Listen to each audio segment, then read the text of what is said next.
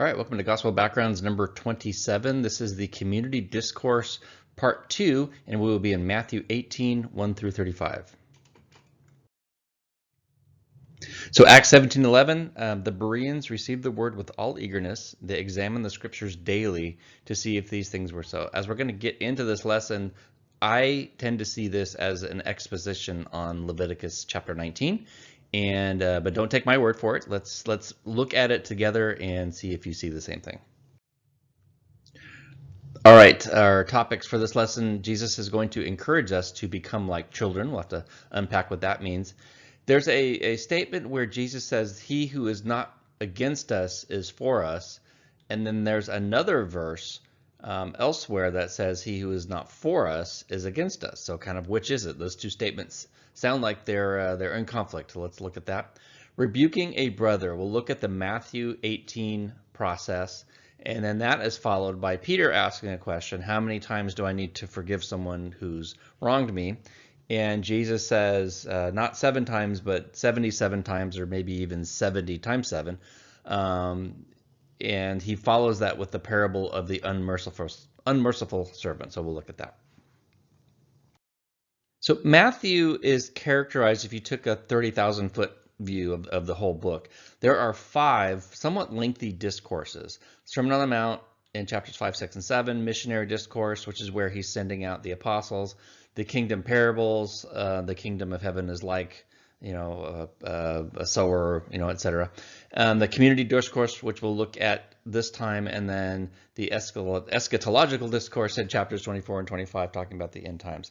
Some scholars, and Lancaster included, sees these as a parallel with the 5 books of Moses. And this kind of makes sense because Matthew is largely considered to be written for a Jewish audience, so they might have picked up on this. So just real quick, the missionary discourse sending out the apostles, that can correspond to Genesis and populating the earth, and Jesus makes a reference to Sodom and Gomorrah in there, which comes from Genesis. He talks about being turned over before you may be turned over to governors and kings, and this kind of recalls Joseph, and he was called before Potiphar, who was a governor, and eventually Pharaoh himself, who was the king, and he was guided by the Spirit as to what to say.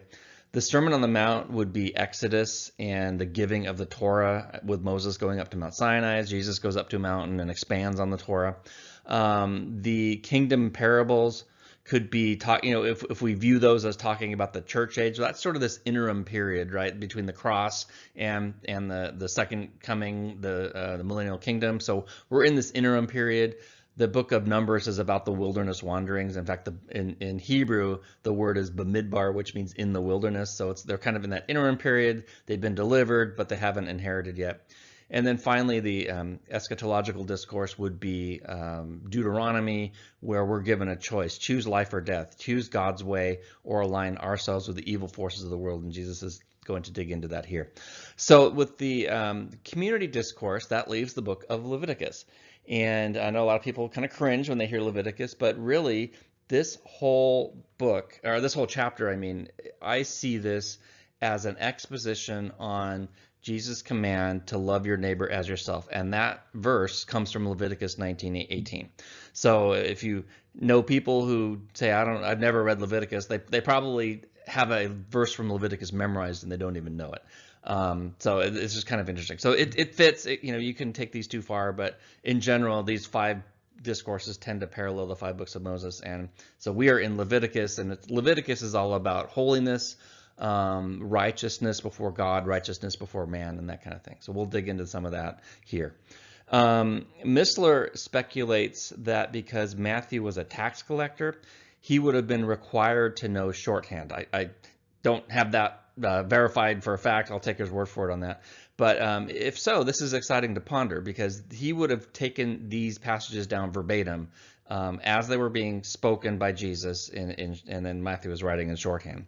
So really, in other passages where Jesus is quoted, deep down we have to trust that the gospel writer, especially someone like Luke, who was recording it many years down the road, that they were doing so correctly and based on their recollection.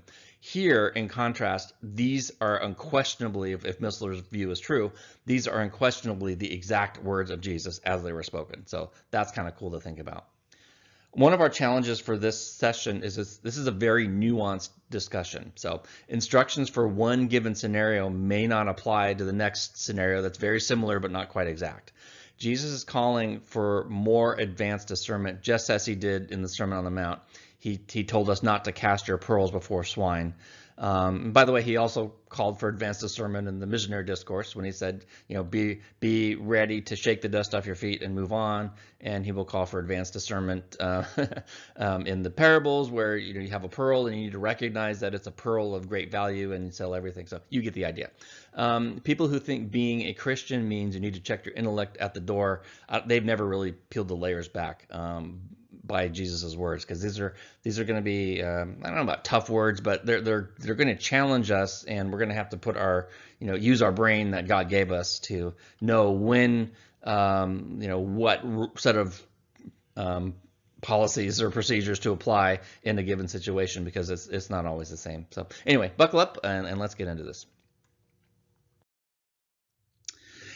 We ended the part one of this with this verse. At that time, the disciples came to Jesus saying, "Who is the greatest in the kingdom of heaven?" And then the Mark passage has them kind of debating and arguing about who was the greatest. So we are back in the house, as Mark says, we're in Capernaum in the house, and so that is probably likely none other than Simon Peter's house. So we're back. They've gone on this long journey. They may have been away weeks or even months.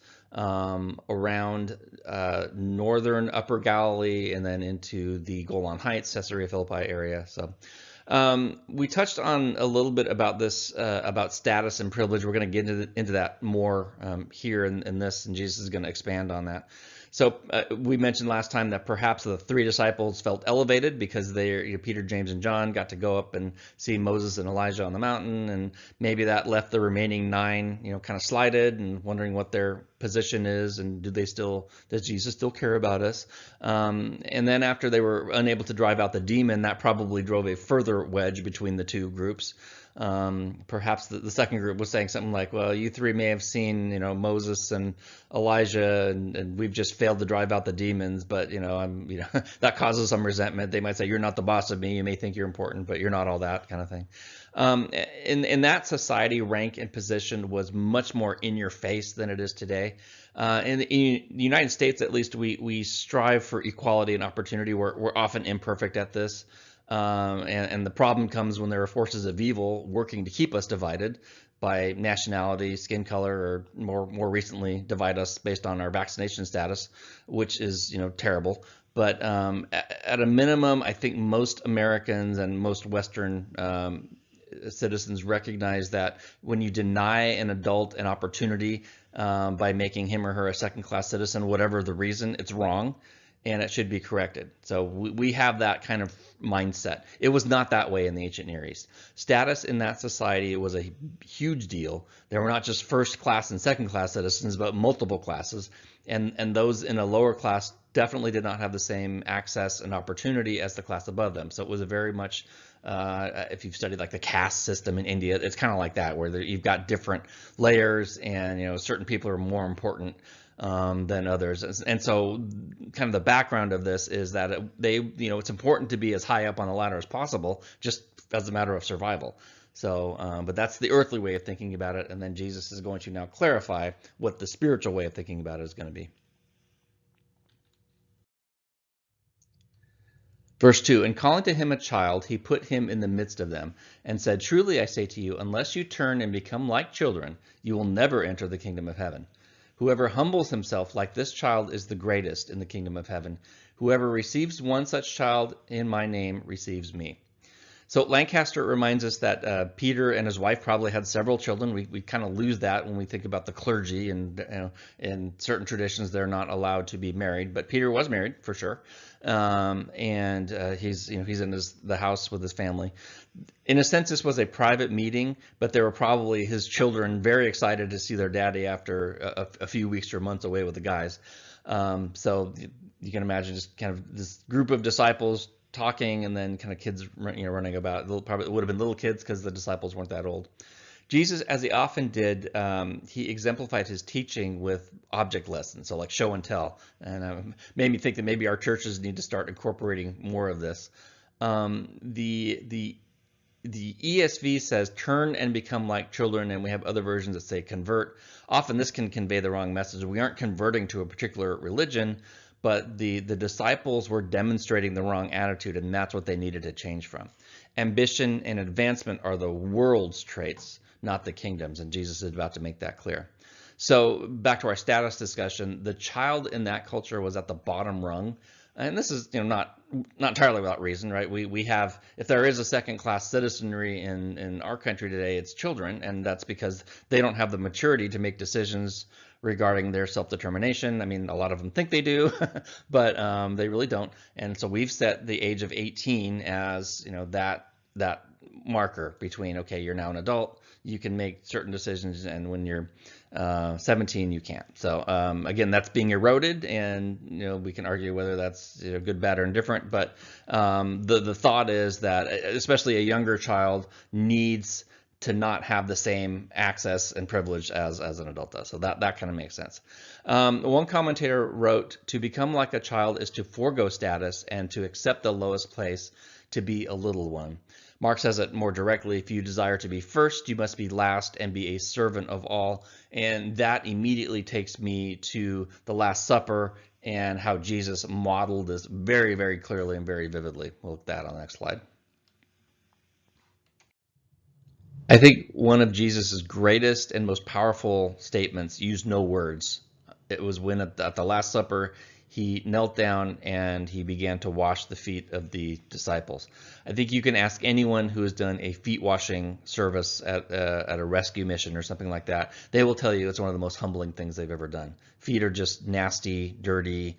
They were, in those days, they didn't have good footwear, so they probably would have had open sores and possibly gangrene and things like that. So it's just disgusting. So you couldn't make anyone but the lowest servant wash the feet. And I think that's the point Jesus is making. A true Talmud, a true disciple, adopts an attitude of self-denial.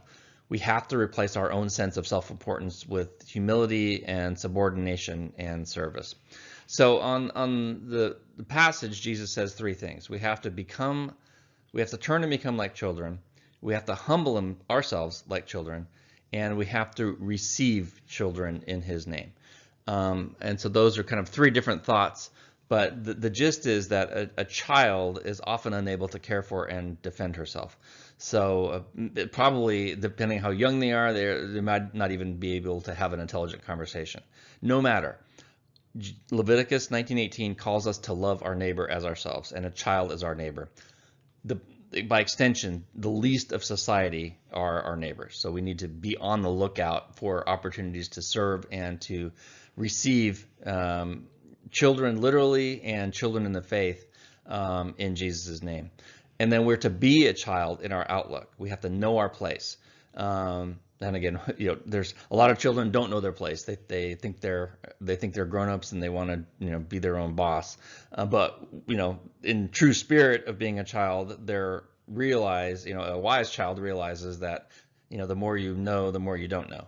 And that's just something we get as we grow older. So we are to receive others as if we're receiving a child. So Jesus was saying that the question should not be who is the greatest, but which one of you can be the least, because by being the least, you'll be the greatest. Mark places this discussion immediately after where Jesus says you have to receive a child in my name. John said to him, "Teacher, we saw someone casting out demons in your name, and we tried to stop him because he was not following us." But Jesus says, "Do not stop him, for no one who does a mighty work in my name will be able soon afterward to speak evil of me. For the one who is not against us is for us.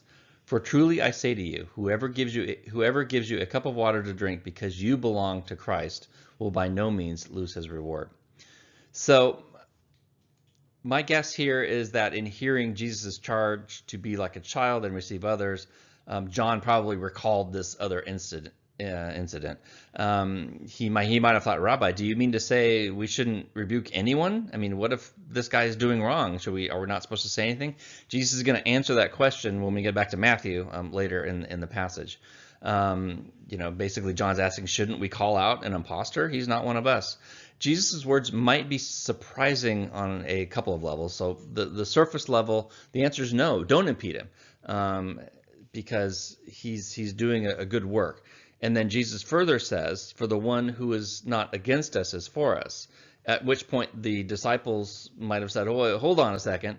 Earlier you said he who is not with us is against us. So what gives? And so let's look at that a little bit. So he who is not against us is for us, and then the previous verse is he who is not with me is against me.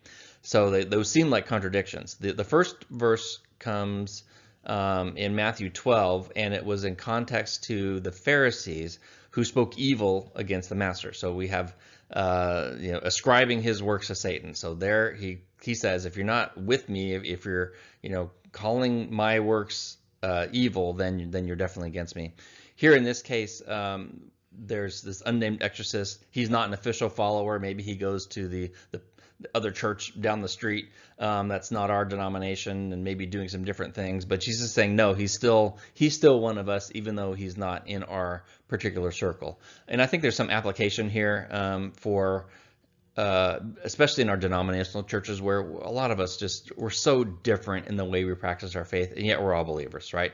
So there's that application aspect of it. Just because someone has a different way of worship, of prayer, maybe they raise their hands and you don't raise your hands, or maybe they like hymns and you like rock music. We're all believers and we're all brothers, and we need to treat each other like that.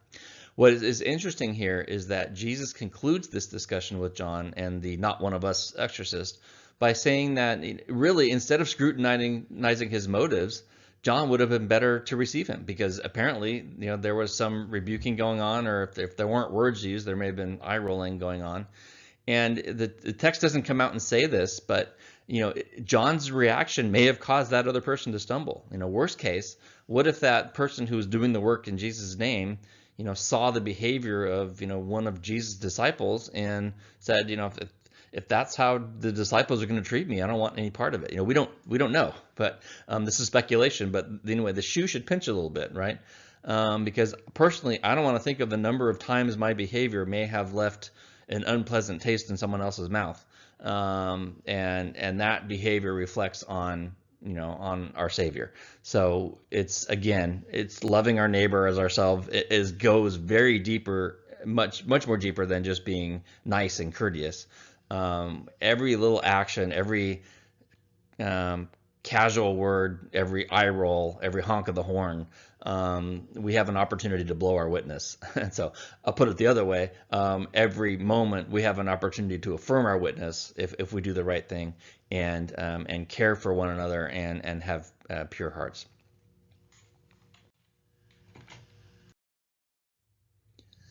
But whoever causes one of these little ones who believe in me to sin, it will be better for him to have a great millstone fastened around his neck and be drowned in the depth of the sea. And I imagine John's going, I'm sorry I brought this up.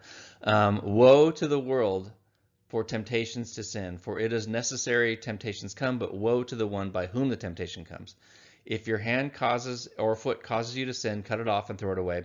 It is better for you to enter life crippled or lamed than with 2 hands or 2 feet to be thrown into the eternal fire. So this is hearkening back to some words that he had during the Sermon on the Mount.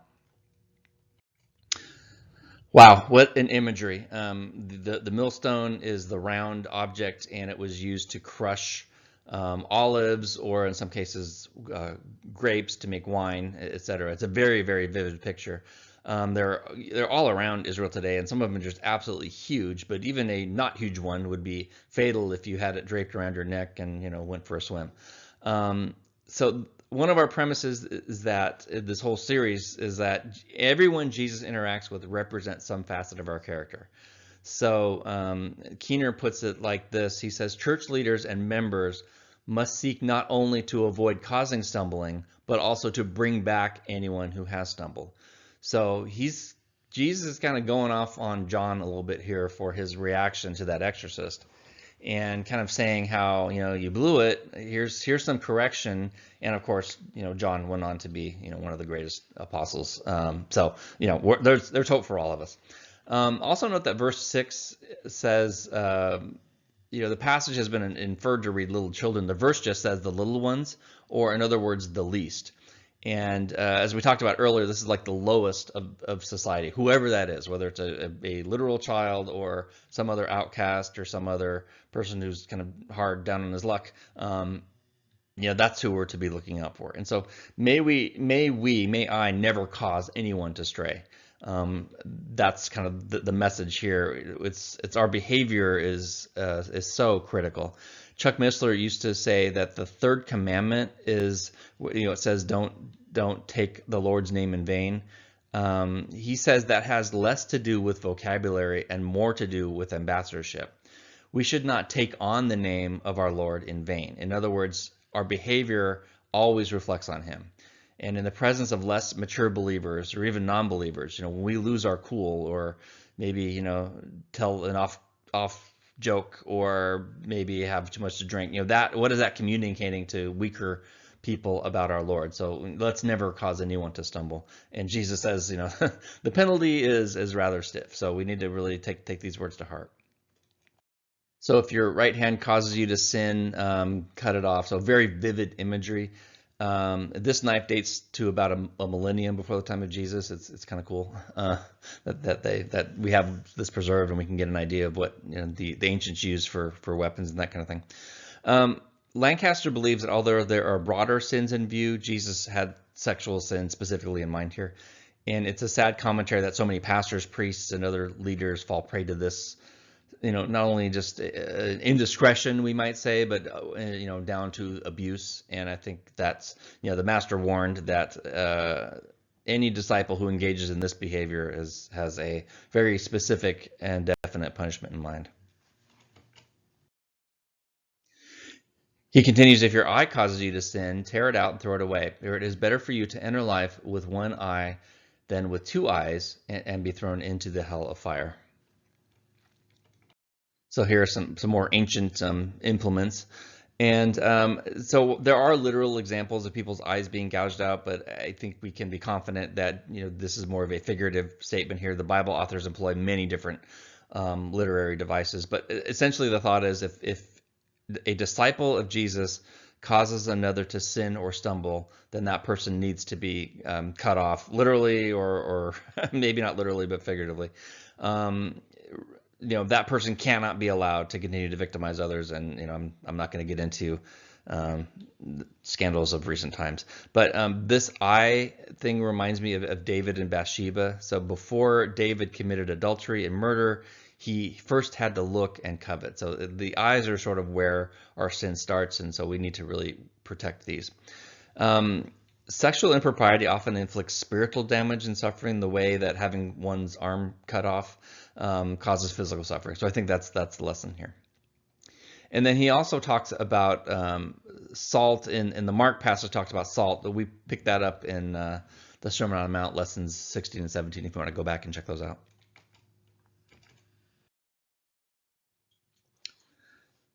See that you do not despise one of these little ones, for I tell you that in heaven their angels always see the face of my Father who is in heaven. What do you think? If a man has 100 sheep and one of them has gone astray, does he not leave the 99 on the mountains and go and search for the one that went astray? And if he finds it, truly I say to you, he rejoices over it more than over the 99 that never went astray. So it is not the will of my Father who is in heaven that one of these little ones should perish. So this gets into the topic of our guardian angels biblical. It sure appears so. So Jesus possibly was still holding one of Peter's children, makes an intriguing statement that these little ones have angels watching over them. And so apparently there is something to that. Chuck Missler used to say, if there are guardian angels, mine works overtime and deserves hazard pay. I like that. This is in the Jordan Valley, and it's a town called Adam, and it's located about 20 miles north of Jericho. And when the Israelites crossed over the Jordan, it said the waters were dried up as far as Adam. So it wasn't just a footpath made; it was a very wide swath of dry land that they crossed over on. I think we can lose sight of the volume. This could have been millions of people involved here in this crossing. So Luke places this parable as part of a trilogy in chapter 15 that we'll have to get to down the road, but he puts three parables together: the lost sheep, which is this one; the lost coin, which is the woman who searches everywhere for a coin and then finds it; and then finally the lost son, which we know of as the prodigal son. But in any case, the message is the same. And Jesus says, the Son of Man came to seek and save that which was lost, and also God is not willing that any should perish. I think there's also a warning to us, as particularly as mature believers. God cares about the lost sheep, so we should too. Pastors are called pastors for a reason, right? There's this imagery. A pastor who fails to care for the lost is not a good shepherd, but a bad shepherd. Chuck Missler used to ask his audiences, by a show of hands, how many of you are in a full-time ministry? And a few hands would go up, maybe the vocational pastors. He then would ask, how many of you are saved by Jesus Christ? And of course, every hand would go up. And then he'd ask, how many of you are in the full-time ministry, whether you know it or not? And his message was, everyone who is saved is in the full-time ministry. So this warning about pastors caring for their flock is a warning to us. We need to go after and find the lost sheep. There's a story that one of the Penn and Teller guys, the magicians, and I always forget which is which, but anyway, he's a very outspoken atheist, and he has a rather painful indictment against Christians. I don't remember the exact quote, but it essentially is that if he's talking with someone and they call themselves a Christian and they don't try to convert him, then he concludes that that person's faith is worthless. And so because he's met so many Christians like that, he concludes Christianity is worthless. The point is, if their faith meant anything to them, and Jesus' words were true, they would care enough about a lost sheep to try to save that sheep from the hell that the Christian supposedly believes in, right? So that pinches a little bit. This is an example of what Nathan told David after his sin, and the words that Nathan said were, because of what you did, you have given occasion for the enemies of God to blaspheme. That's in the King James Version. So, this enemy of God, this, entertainer, is very vocal, and the sad thing is, I don't think he's wrong. Christians have not we haven't done our duty, and we haven't lived out Leviticus 19:18 the way we should have. So let us strive to always do better, right? The lost sheep don't necessarily need to be a believer to be important to God. Now we get into this procedure of one who has sinned, and then we're going to follow it up by how many times do I need to forgive someone who sinned. So we'll start with this first part, verse 15. If your brother sins against you, go and tell him his fault between you and him alone. If he listens to you, then you have gained your brother. If he does not listen, take one or two others along with you, that every charge may be established by the evidence of 2 or 3 witnesses. I think that is kind of important. We're talking about something like a crime. I don't know if it's a literal, violation of a criminal statute, but it's something. It's not just a hurt feeling. It's not just someone who grumbled or gave you a nasty look. It's some kind of documented offense. And one for which there's punishment. If he refuses to listen to them, tell it to the church. And if he refuses to listen to even the church or the assembly, let him be to you as a Gentile and a tax collector. In other words, excommunicate. Truly I say to you, whatever you bind on earth shall be bound in heaven, and whatever you loose on earth shall be loosed in heaven. Again I say to you, if 2 of you agree on earth about anything they ask, it will be done for them by my Father in heaven. For where 2 or 3 are gathered in my name, there I am among them. And I'll stop right here because verse 19 is often taken out of context. The context here is in a judicial proceeding. Again, and we talked about this a few lessons ago where we had something similar. We can't, just by numbers, we can't force our will on God. So I think a lot of times this is interpreted to mean, hey, if I'm in a prayer meeting and 2 or 3 are there, then God will give us whatever we want. That's not quite the context here. He may, God may do that, and there's certainly power when believers gather together because the Spirit, I think, moves in a way that is unique and something we don't see when we're studying alone. But let's keep in mind the context is a judicial proceeding here. So Jesus is referencing a passage in Leviticus verse 19, verse 17 that says, you shall not hate your brother in your heart. You shall surely rebuke your neighbor and not bear sin because of him. And that verse comes immediately before you shall love your neighbor as yourself in verse 18. So we'll look at that at the end of the lesson here. So basically, when your sheep wanders off, and whether that's a disciple, a new believer, a child, or an unbeliever, we're supposed to retrieve that sheep and then, as appropriate, rebuke that, train up, not a little sheep you couldn't rebuke, but, do something so that they don't keep making that same mistake again. So this whole discourse came as a result of the disciples arguing among who is the greatest. So let's not lose sight of that. This whole episode is one rebuke of the disciples' behavior, and Jesus is correcting them there. And what I think is a good point is that this rebuke was done from a place of love and compassion. And so any rebuke of a brother must come from a desire to foster spiritual growth. And there's never a sense of revenge. I don't need to give him a piece of my mind, or I got to get something off my chest. There's just none of that. There's no place for that. And it kind of reminds me of the duty of a watchman, and I think that may be applicable here. So like a watchman, a more mature disciple has an obligation to rebuke a less mature brother, and failure to do so makes us a party to that brother's guilt. And so let's read this passage from Ezekiel. If the watchman sees the sword coming upon the land and blows the trumpet and warns the people, then if anyone who hears the sound and does not take warning, his blood shall be on his own head. In other words, the watchman did his duty. It's up to the people to respond accordingly. He heard the sound of the trumpet and did not take warning. If he had taken warning, he would have saved his life. But verse 6, if the watchman sees the sword coming and does not blow the trumpet, so that the people are not warned, and the sword comes and takes away any one of them, then blood I will require at the watchman's hands. In other words, the watchman is accountable. The watchman's job is to call out danger and to warn people of danger. Now, whether they take advantage of that warning is not the watchman's responsibility. If the watchman doesn't do his job, then the watchman is guilty. So I think there's a way in which that parallels our duty as maturing believers to make sure that we are doing this in love and doing this as a concern of spiritual growth. If that brother doesn't listen to us, we have done our duty, and we kind of maybe have the procedure here that we need to follow if it's a serious offense.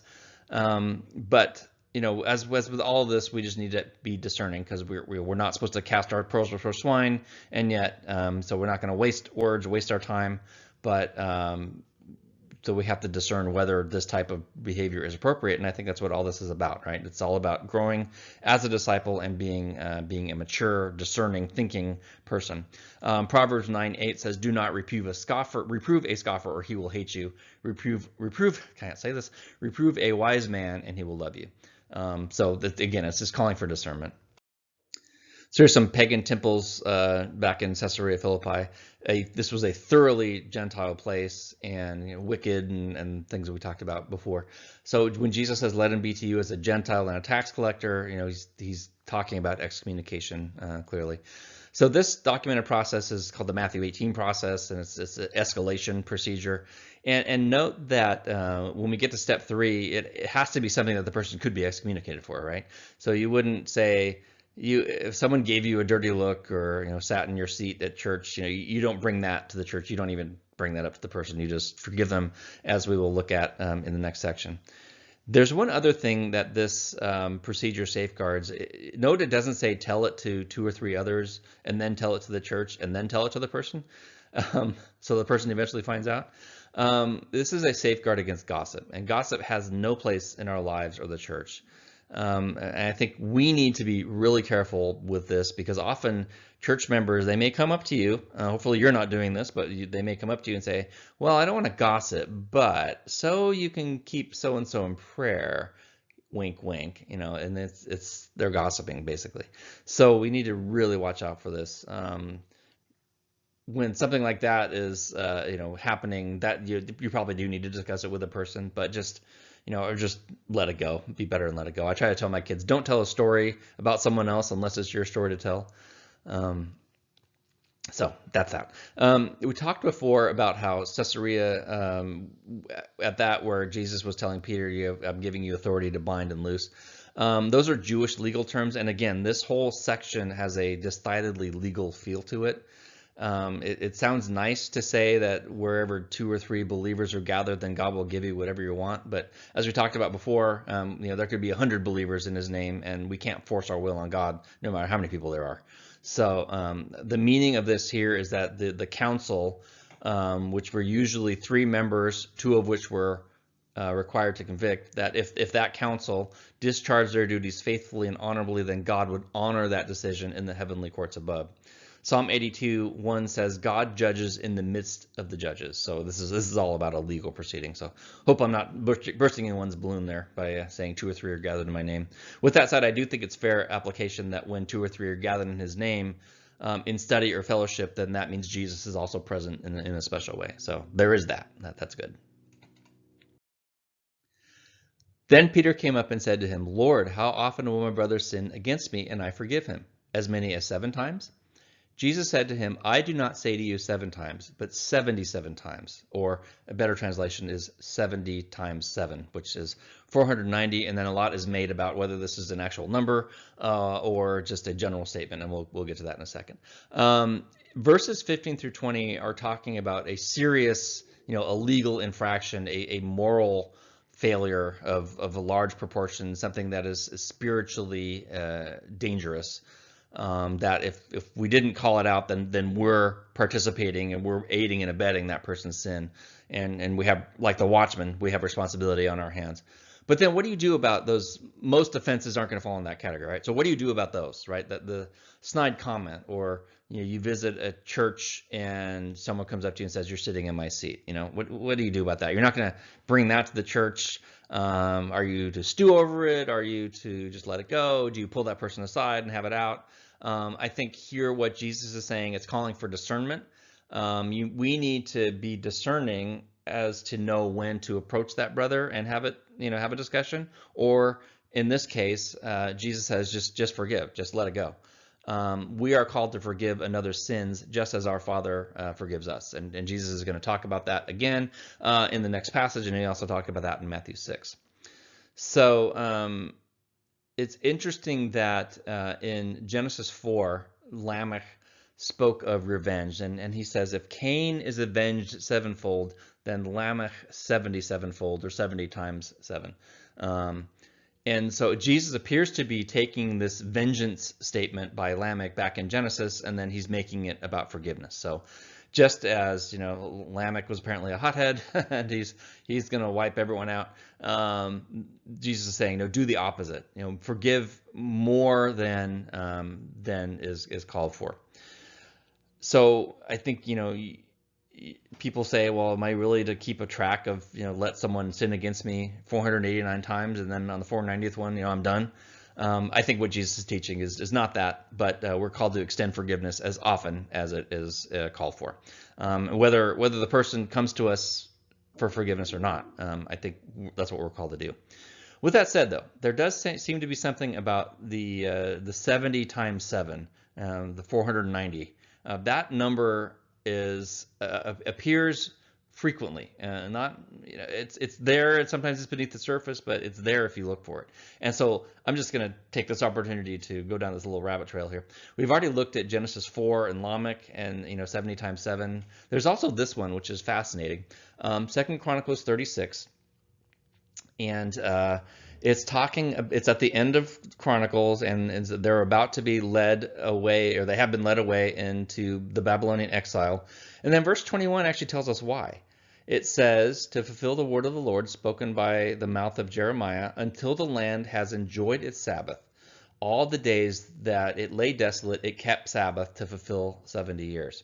So what is going on there? Well, we know that God ordained the Sabbath for man's rest. And so every Friday at sundown to Saturday at sundown, there's supposed to be a break in our normal routine, and we're to focus on God and our family. In a similar way, God also ordained a Sabbath for the land.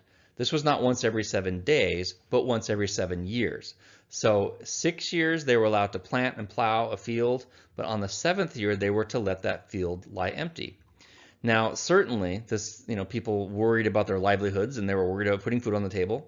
Basically, they didn't trust God to provide, just as I doubt we would today if we were a farmer.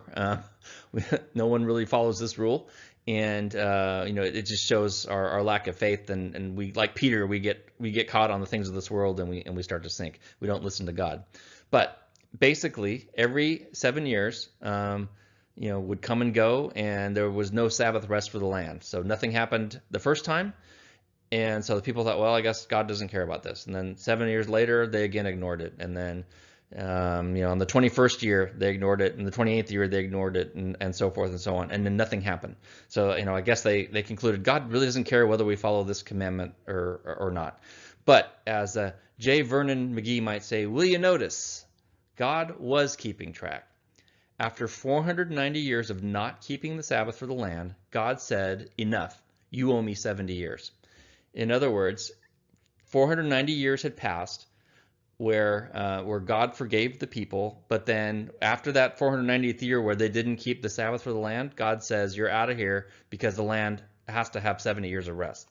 So that is kind of fascinating about how this, God forgave 70 times 7, but then after that, we're in trouble.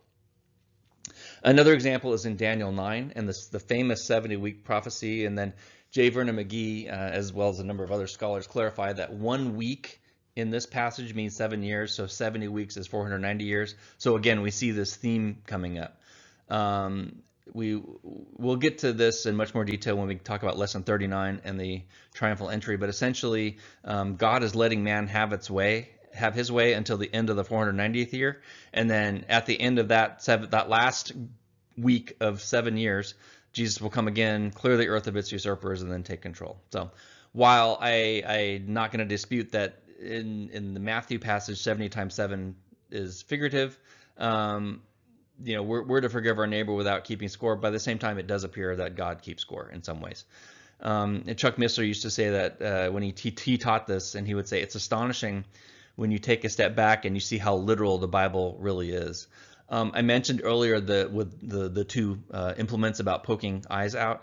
There's another prophecy like this about just how literal the Bible is. Ezekiel 12 says King Zedekiah will not see Babylon, yet he will die there. And of course, they mocked him for this, right? So which is it? Is he going to see Babylon, or is he going to not see Babylon? And then in 2 Kings 25, it says, they slaughtered the sons of Zedekiah before his eyes and put out the eyes of Zedekiah and bound him in chains to take him to Babylon. And then you go back to Ezekiel and you kind of, your hair stands up because it's so literal. He did not see Babylon because his eyes were poked out. And yet he died there. So we are truly studying an incredibly detailed book. And this is a truly a grand adventure. That's what Chuck Missler used to call his teaching. Therefore, the kingdom of heaven may be compared to a king who wished to settle accounts with his servants. When he began to settle, one was brought to him who owed him 10,000 talents. Since he could not pay, the master ordered him to be sold with his wife and children and all that he had, and payment to be made. So the servant fell on his knees, imploring him, have patience with me, and I will pay you everything. And out of pity for him, the master of that servant released him and forgave the debt. This is kind of a cool picture of a king's court. So you can imagine a servant, humbly approaching the king and begging for pleading. So there are a lot of parallels with this passage in the Sermon on the Mount. So and in the kingdom parables as well. So in the Sermon on the Mount, Jesus says, if you do not forgive others, your Father will not forgive you. And that makes us cringe because we want to believe we have eternal security, and this sure sounds like we don't. And Jesus can talk about that in a minute. And then also the parables where he's talking about the kingdom of heaven is like, and then he adds another one here. So this is not just a neat story, but he's illustrating a policy we need to follow on how God expects us to treat our neighbor. Notice how this servant right here is repentant. And I have no doubt that this was genuine. Aren't we genuine, when we ask God for forgiveness, and then God in his mercy forgave this man? But as we probably know, there's more to the story. But when that same servant went out and found one of his fellow servants who owed him 100 denarii, and seizing him, he began to choke him, saying, pay me what you owe. Then his fellow servant fell down and pleaded with him, have patience with me, and I will pay you. The very same words that the first guy used. He refused and went out and put him in prison until he should pay the debt. When his fellow servants saw what had taken place, they were greatly distressed, and they went and reported to their master all that had taken place. Then his master summoned him and said to him, "You wicked servant, I forgave you all that debt because you pleaded with me. And should you not have had mercy on your fellow servant as I had mercy on you?" And in anger, his master delivered him to the jailers until he should pay all his debt. So also my heavenly Father will do to every one of you if you do not forgive your brother from your heart.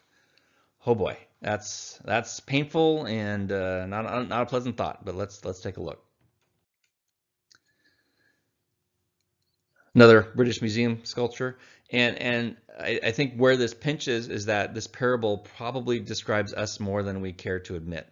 My first thought is of the Israelites, right? They were miraculously released from slavery, and then not even a month later they were grumbling and feuding and getting mixed up in idolatry. And then I look in the mirror, right? How much have I been released from slavery, and yet this is how I treat my brother, my neighbor, whatever. I hold grudges, I hold debts over their head, anything that breaks fellowship, and I forget the lengths that God went to restore his fellowship with me. And note this parable is another example where debt is used to represent our sin and guilt before God. So that's kind of another theme that's running through the Gospels. Is Jesus says, you have this mountain of debt, and in this story in particular, the amounts involved are staggering.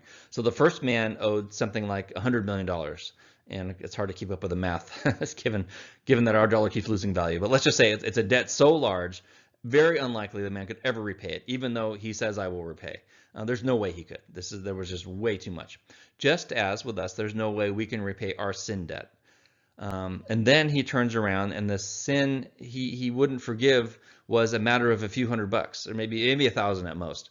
So not an insignificant amount, but enough that the second man could have repaid it given enough time and focus.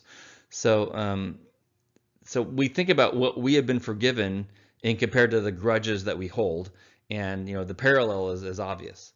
And it's interesting that on the cross, Jesus will say, "It is finished." And in Greek, this is actually an accounting term. It's tetelestai or tetelestai, which means something along the lines of paid in full, right? Jesus didn't just forgive our debt, which is like Grand Canyon sized. He paid for it. So it's he's taking this parable one step greater. He didn't just say, forget about that debt of sin that you have. I'll just wipe it clean. He says, no, I'm going to pay for it. And we really should wake up every day with that fact top of mind. I wonder how different my life would be if I did that, if every morning I just took time to have gratitude for my debt that was paid, and how different my days would be, and how different my perspective would be. So Jesus probably could have stopped right here and he would have made his point, but he doesn't. He goes on to kind of give a 1-2 punch here, and let's look at that. So here, Jesus is really putting an exclamation point that he meant what he said in Matthew 6. If you do not forgive others, then your Father will not forgive you. And that makes us pinch it a little bit, right? The story continues to say that when the king heard about the matter, he was so furious, he revoked his original extension of forgiveness. And again, it's not a comfortable thought for us. But I think instead of worrying about whether we can lose our salvation and getting in that debate, I think it's better that we just focus on forgiving our neighbors when they wrong us, right? Wouldn't that be the better approach? That way we don't need to worry about the salvation matter, and actually our lives will be much more peaceful because we won't be harboring this grudge. Lancaster concludes his thoughts on this passage by saying, disciples of Yeshua who petition God for forgiveness do not have the luxury of holding grudges, nursing bitterness, or retaining resentments for personal offenses. And then he quotes Matthew 5, verse 7, blessed are the merciful, for they shall receive mercy. Last thought about this British Museum. I'm such a geek when it comes to this. So this scene comes from the Lachish reliefs that are, you can find them in the British Museum, and Lachish is a town that's outside Jerusalem. So this is actually, something that history has validated that occurred. So the siege of Lachish occurred during the reign of King Hezekiah, and this is just after the time the northern kingdom was sacked. So a few years after that, the Assyrians came back and wanted to do the same to the southern kingdom of Judah. In 2 Kings 18, we read that Lachish was sacked as the Assyrians turned their attention to Jerusalem, and then they laid siege to Jerusalem too. Then they were taunting the people inside the wall, and including King Hezekiah, and they sent a series of threatening letters. And it's like the Monty Python taunting scene, except it's the people below that are taunting the people on the wall. In 2 Kings 19, Hezekiah takes these letters into the temple and lays them out before the Lord, and he prays. And then Isaiah comes and says, "The Lord has heard your prayers, Jerusalem will be delivered." It is a great story. Jerusalem did get delivered. Now, the Assyrian side of the story is that the army had some other business to attend to, so they fled. The Bible says that an angel came through and took out 180,000, I think it's 185,000 Assyrians. So, whichever you believe, Jerusalem was spared, and this kind of really cemented Jerusalem's status as the holy city. There's something unique and special about this city that even the great Assyrian army couldn't take it. I think we all know David and Goliath. I wish we knew this story. It's amazing. It's a similar type of victory. And when I went to the British Museum, they have all of these reliefs from the ancient Near East, and it's so cool when we don't need archaeology to validate the Bible, but it sure is cool when it does. And I just kind of geeked out at this. So sorry if that bored you, but I think it's neat. All right, a little bit longer lesson this week. So our application here is I think we can see how the community discourse is really an application or an exposition on Leviticus chapter 19. And so I'll just go ahead and read it. "You shall do no injustice in court. You shall not be partial to the poor or defer to the great. But in righteousness you shall judge your neighbor. You shall not go around as a slanderer among your people." So there's the gossip. "And you shall not stand up against the life of your neighbor. I am the Lord. You shall not hate your brother in your heart, but you shall reason frankly with your neighbor, lest you incur sin because of him. You shall not take vengeance or bear a grudge against the sons of your own people, but you shall love your neighbor as yourself, for I am the Lord your God." So I think a takeaway for us, an application would be, what wrong are we holding on to, or even that sliver of resentment that can just fester. Dr. Joel Bierman, in his class that was on iTunes, said the hardest part about ministry is the people. People are messy, like the feet we talked about earlier. But yet the most rewarding part about ministry is the people. So go forth and love your neighbor as yourself. And we'll conclude this lesson now. So with 27, concluding this one, we've reached a bit of a milestone, and I just want to kind of call this out, that there are 54 lessons in Lancaster's 5-volume commentary, which means we're exactly halfway through. And interestingly, this corresponds with Jesus leaving Capernaum, and he will begin to make his way to Jerusalem for the final week and the final days. We aren't totally done with Galilee yet, but thematically, the scene is definitely shifting. As we talked about with Caesarea Philippi, and that there's a big change because Jesus began to speak openly about his arrest and trial and crucifixion that's coming up. So this has been quite a journey, and we've got a long way to go. We got a lot of gospel ahead of us still, and I hope you're getting as much out of this as I'm getting out of studying and preparing for this. It's truly an amazing story, and I love this layout that we're following. It's really cool. So we will see you in lesson 28 as we start to make our way with Jesus, our rabbi, up to Jerusalem. So we'll see you next time.